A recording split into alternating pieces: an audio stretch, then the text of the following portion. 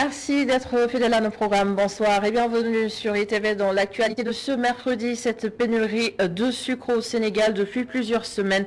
La demande est de plus en plus forte au moment où les importations sont excessivement chères en raison de la crise sanitaire. Des producteurs grossistes et détaillants nous expliquent en début de journal. Le ministère de la Santé face à un autre front. Le SAMES poursuit ses revendications. 72 heures de grève à nouveau décrétées. L'intersyndicale de l'hôpital Albert Royer de Fannes entame un mouvement d'humeur. Ses agents réclament une mutuelle de santé et une gestion transparente de la structure. À découvrir en fin d'édition le village de Gamboul Tchongou, situé à une dizaine de kilomètres de Kaolack. Il a été fondé en 1700 par des générations d'agriculteurs et de pêcheurs.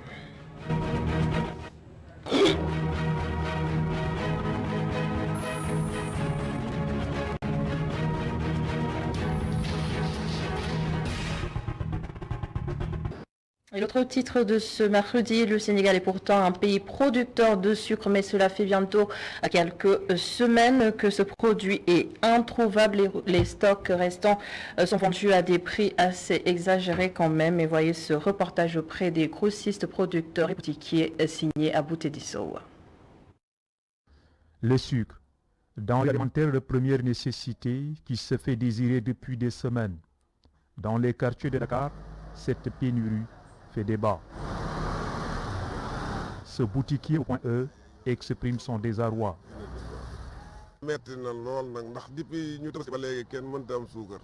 Depuis la Tabaski, nous avons du mal à avoir du sucre. Les prix ne cessent de grimper. On achetait le sac à 27 250 francs CFA, mais de nos jours, il coûte 29 000, voire 29 500. Le pire dans tout ça, c'est qu'il ne fait même pas 50 kilos. On nous critique pour cette hausse et pourtant personne ne s'attaque aux vrais responsables de cette situation.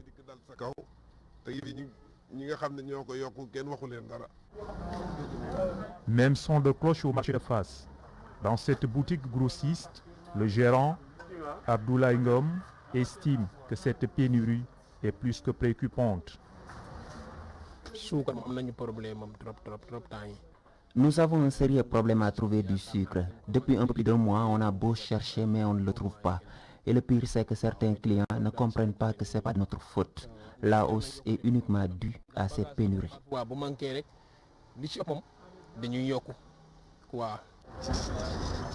Cette mère de famille et commerçante au marché de face abonde dans le même sens et demande au gouvernement d'agir au plus vite.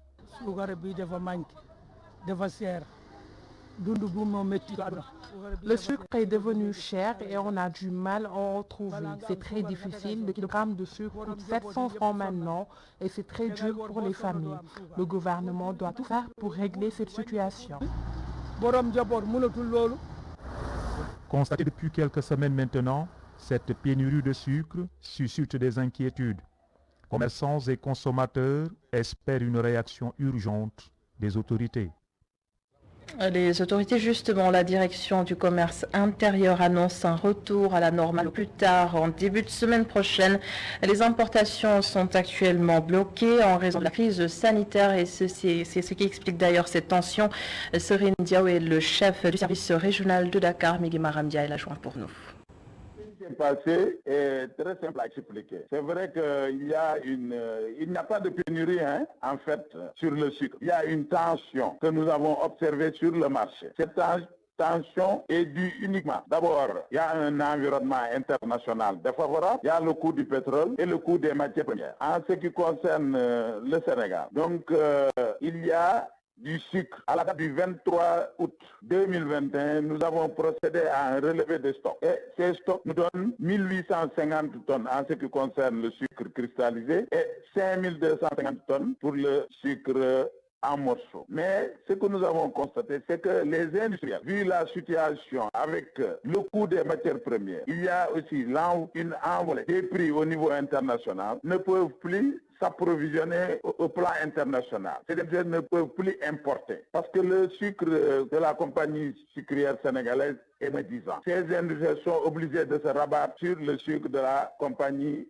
sucrière sénégalaise. Et la compagnie sucrière sénégalaise est presque en fin de campagne. Ce qui a poser des perturbations sur le marché donc national. La semaine prochaine, Inch'Allah, donc à partir de vendredi, on peut voir le sucre importé sur le marché.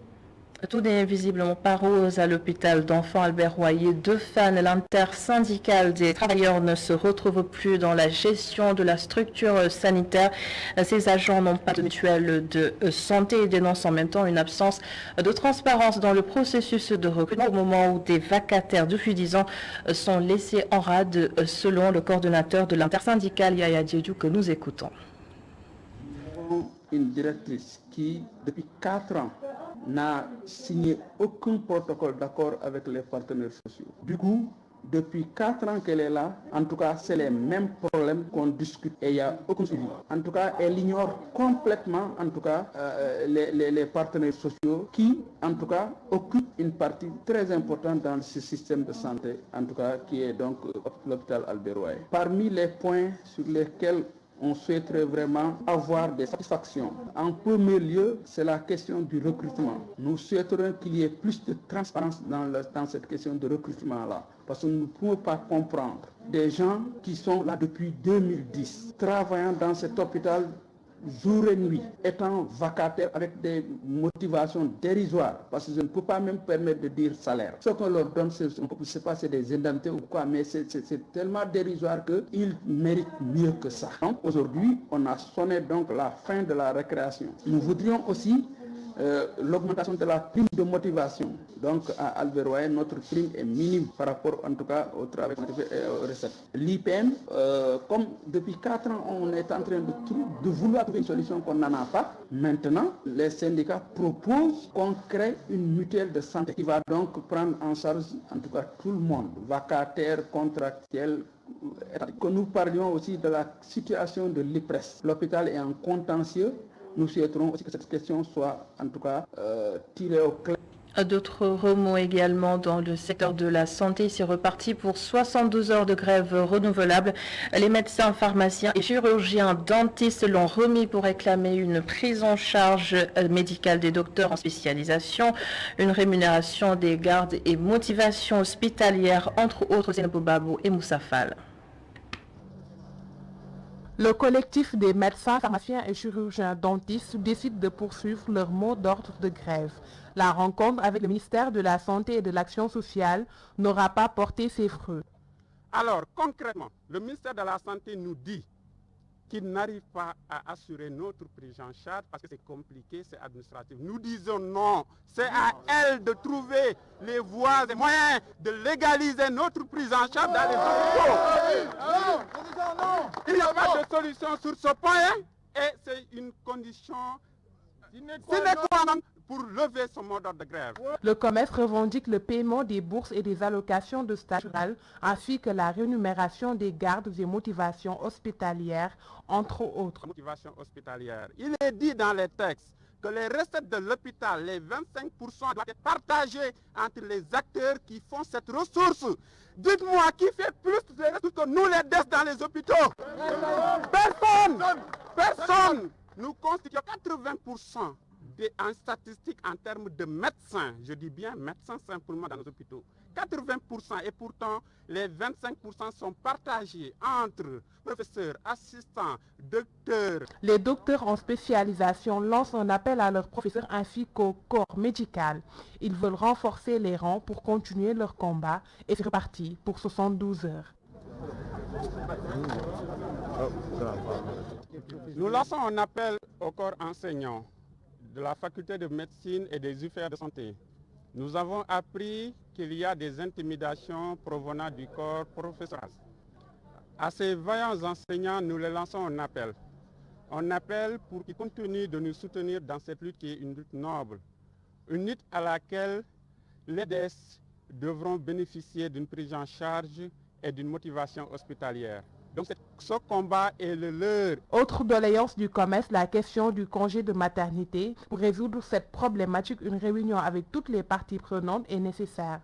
Ces docteurs en spécialisation sont plus que déterminés et ne comptent pas céder tant qu'ils n'auront pas obtenu gain de cause. Et Et pour ce qui est du coronavirus, la tendance baissière se maintient dans les chiffres quotidiens. Malheureusement, le scénario se reproduit. Le port de masque ne semble plus être primordial chez bien des Sénégalais. Et c'est donc un retour au relâchement constaté sur le terrain d'Aymariam Gaye et Sidignan.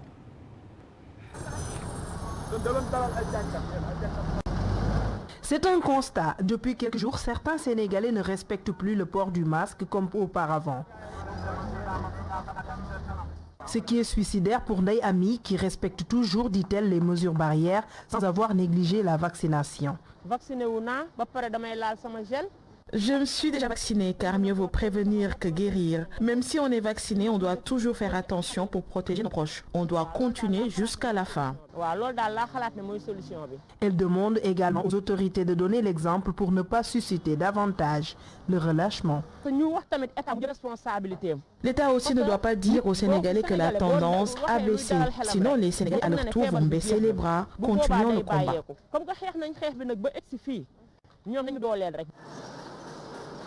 Aux yeux de ce cordonnier, tout est question de choix et chacun est responsable.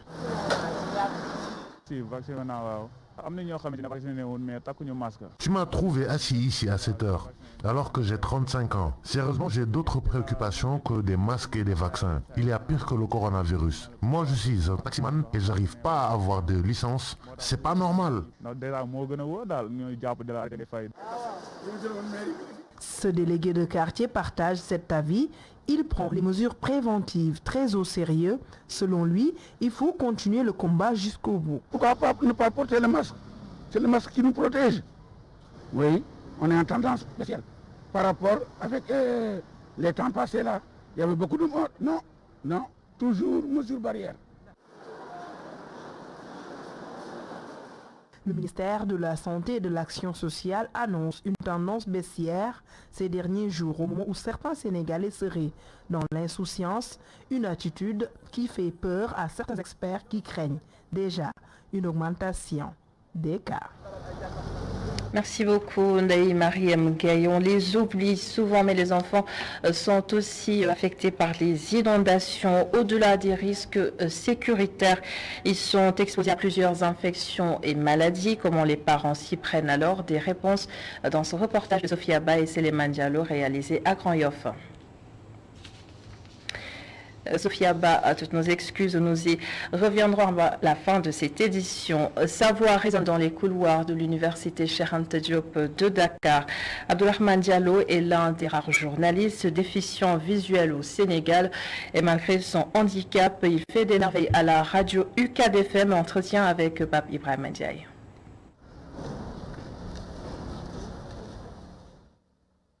La certitude de buter sur des obstacles est permanente sur son chemin, mais sa volonté, sa passion lui servent de rempart pour accéder à son lieu de travail.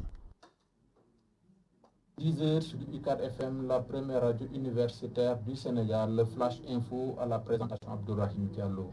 Né à Kaolack, grandi à Kolda, Abdourahim Diallo est un déficient visuel qui n'a des yeux que pour le journalisme. Un rêve d'enfance qui date de son passage à l'Institut des jeunes aveugles de Thiès. Nous avions, avec un ami, créé une radio qui émettait à l'intérieur de l'école. La RTS avait tourné un documentaire sur ça. Après l'obtention du bac, nous nous sommes dit pourquoi pas aller faire une formation en journalisme. Nous avons tenté à l'époque le C6, ça a été difficile. Abdourahim Diallo s'adapte, transforme son handicap visuel en un atout audiovisuel. Au fil du temps, il bénéficie de la confiance de la direction de UCAD FM, s'appuie sur les nouvelles technologies pour débuter sa carrière en 2019. Le journalisme entame par un micro-trottoir et fait ses preuves sur le terrain avec des sujets pas faciles à réaliser pour lui.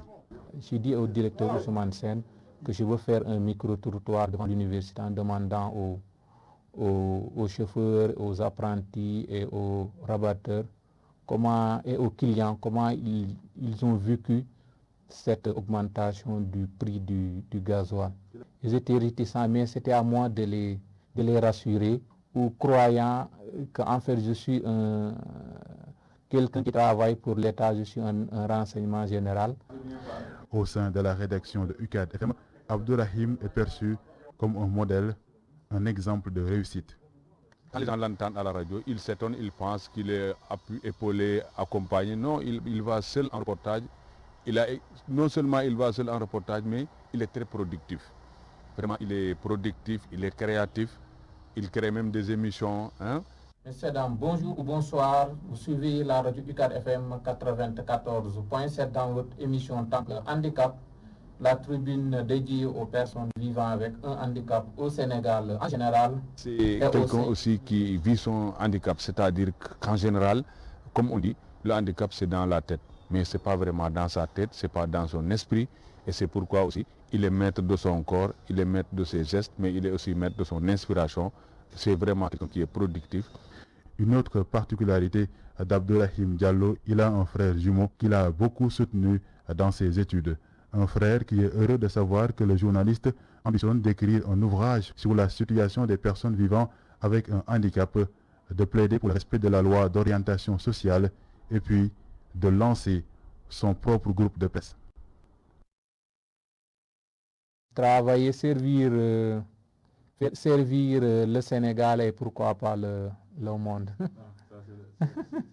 Wow. Le djihadisme au Sahel, la nouvelle revue sécuritaire d'Africa Job Center a été publiée ce mercredi et la question de l'armement était au cœur du rapport avec 45 recommandations pour venir à bout du terrorisme dans la région, l'essentiel avec Mamadou Dian. Le Sénégal ne doit pas être indifférent à la lutte contre le djihadisme au Sahel. Le rapport d'Africa Job Center diagnostique ainsi sans complaisance l'instabilité dans cette zone semi-désertique.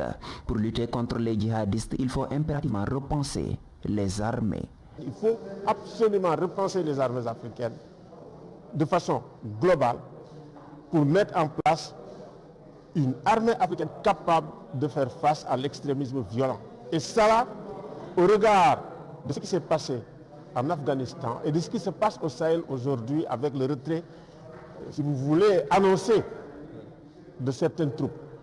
Le Tchad a annoncé le retrait de 600 soldats dans la zone des 3 frontières, une décision avec de lourdes conséquences. Les soldats tchadiens sont les soldats les plus aguerris. Il y en avait 1200. Le Liptako Gourma, c'est vraiment le coin où nous avons effectivement toutes les attaques djihadistes.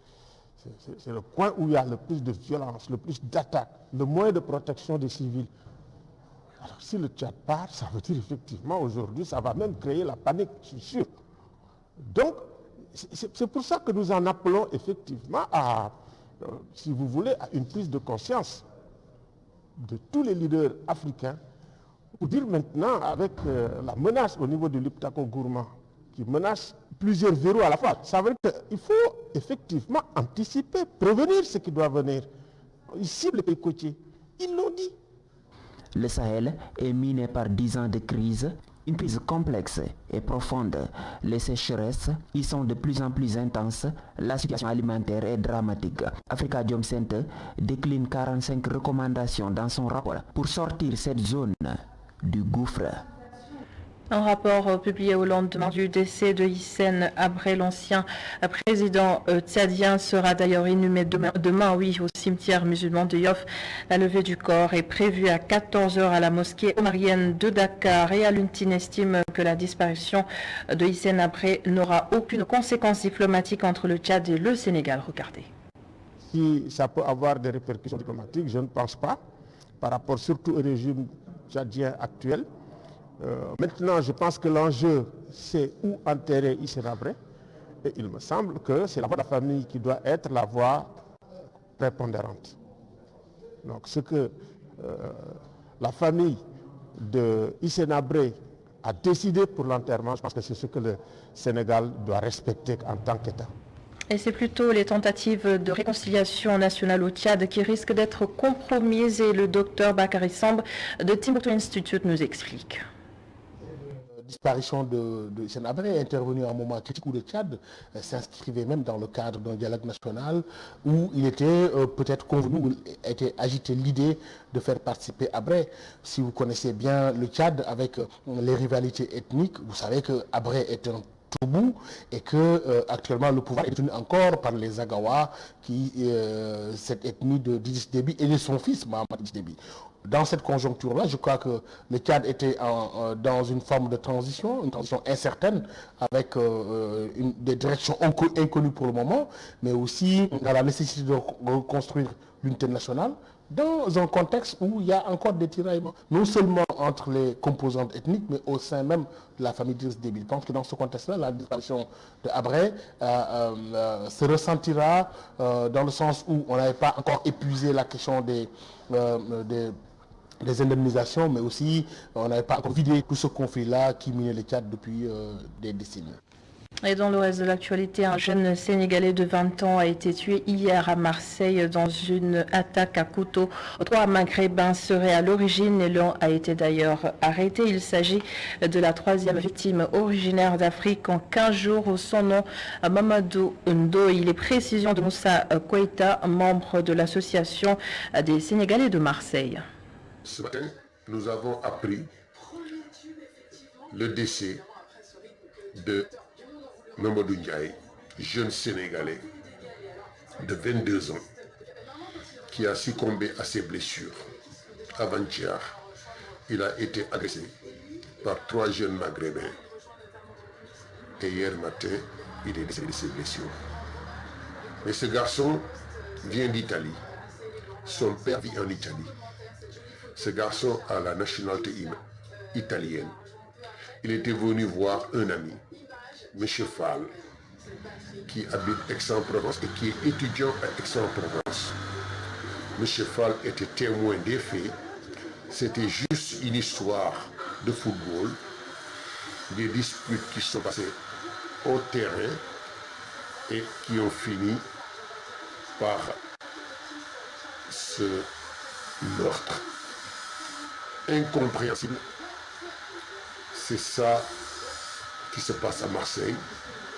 Compte tenu de l'été meurtrier de Marseille, ce dernier fait divers n'a rien à voir avec l'histoire de trafic de drogue. C'est un fait divers malheureux. Et un des agresseurs a été arrêté et l'enquête suit son cours.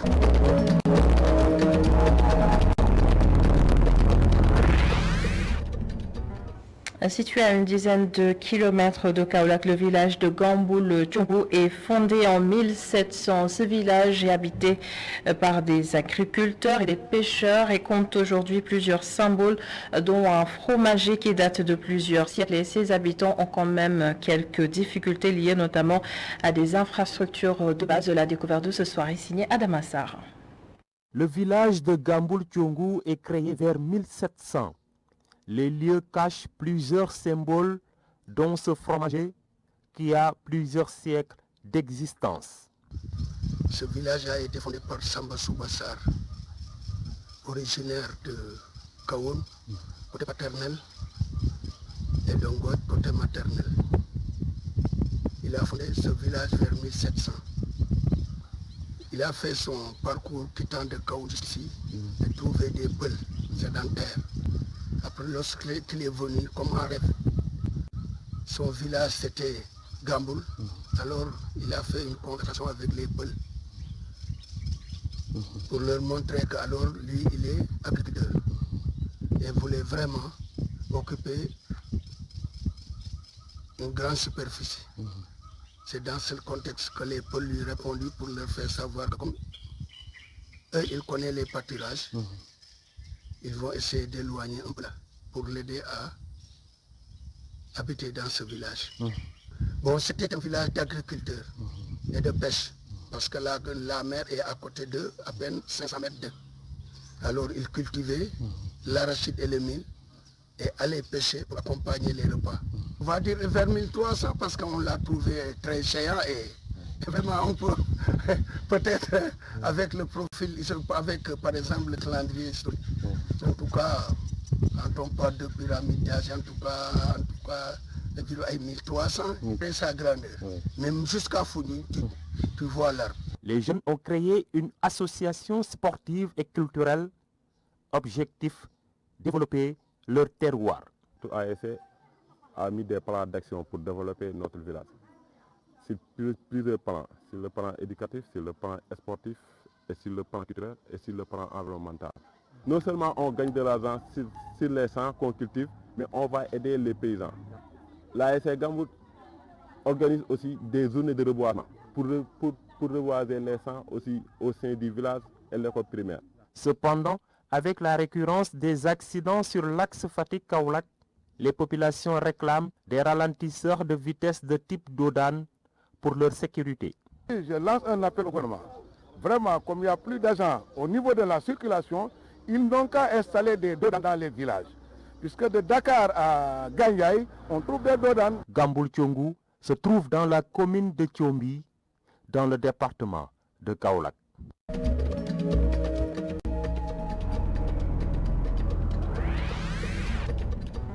Et c'est donc la fin de ce journal. Merci de l'avoir suivi. Merci à l'ensemble des équipes en régie.